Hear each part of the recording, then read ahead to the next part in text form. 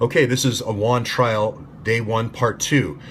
The fact that this investigation was going on sometime in April, it's important we establish what was the first day of the investigation, what was the first day of the illegal logins, and what was the server. If it was indeed the Becerra server, and those were all the representatives of the Democratic Party, then this has direct relationship to the DNC lawsuits. If you remember, there was one DNC lawsuit brought by Bernie Sanders when he was shut out from his data.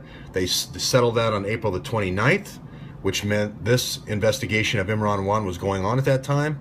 And also Jared Beck filed a lawsuit, and he started it on July the 28th, challenging for fraud here.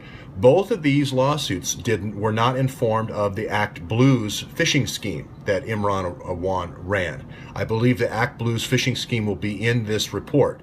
Of all these logins, this is the login. It's into the email systems for all of the congressional members. I believe it's at least for the Democratic members. And this information is going on an hourly basis to New York, an hourly basis to Brooklyn, and to Yvette Clarke's office, I believe. May also be going to Hillary for America at Cadman Square. Don't know, but this would certainly have come out in this investigation. Now, the question here is, this is the question to Grafenstine. First question, were you aware of a lawsuit from Bernie Sanders at this time? That you had your investigation here that was in April. Why didn't you say anything? Why didn't you come forward to the press? You're the House Inspector General. Why did you not come forward and inform the Sanders campaign that there was fraud inside the House of Representatives with the people that had the passwords to Debbie Wasserman Schultz's laptop that worked directly for Debbie Wasserman Schultz?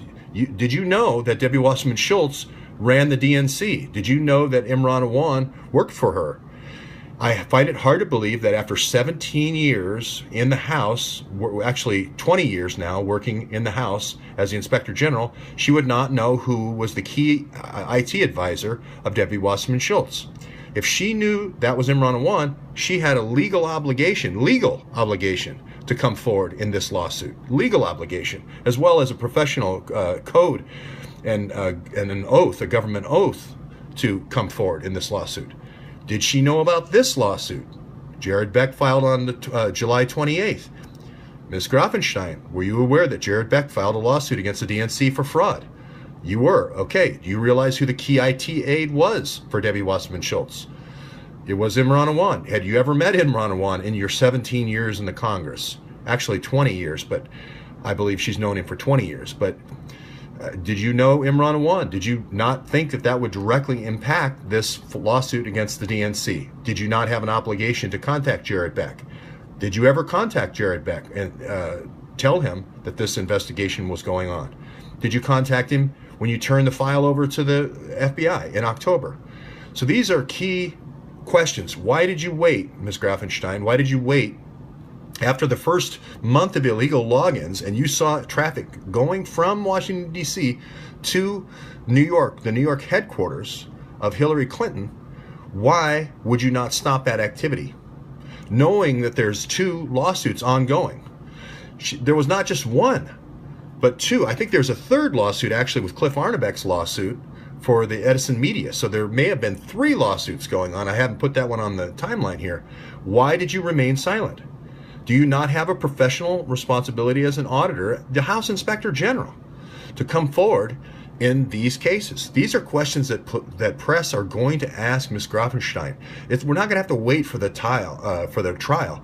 They're going to be able to ask tomorrow. Today, you could ask her that question. So I think, different YouTube channels and different media outlets should start asking these questions today. Were you aware of this trial? Were you aware of this trial?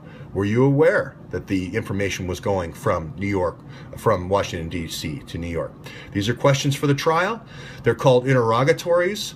Interrogatories are usually sent in email so that the person can answer them to the best of their recollection. Of course, I will include those questions, but we're also going to be able to crowdsource the interrogatories. So all the questions that you come up with out there in the crowd, we'll be able to put forward to the Grafenstine in the interrogatories. And then we'll follow up with depositions. Depositions are in person and sworn. Much different than interrogatories, much more of a high-pressure situation. If you don't tell the truth, then there's perjury resulting from that. So the good news here is everybody who was involved in these DNC lawsuits, in the Edison Media lawsuit in Ohio, in this lawsuit here with Bernie, and anybody who was in the class action lawsuit now has standing in our case.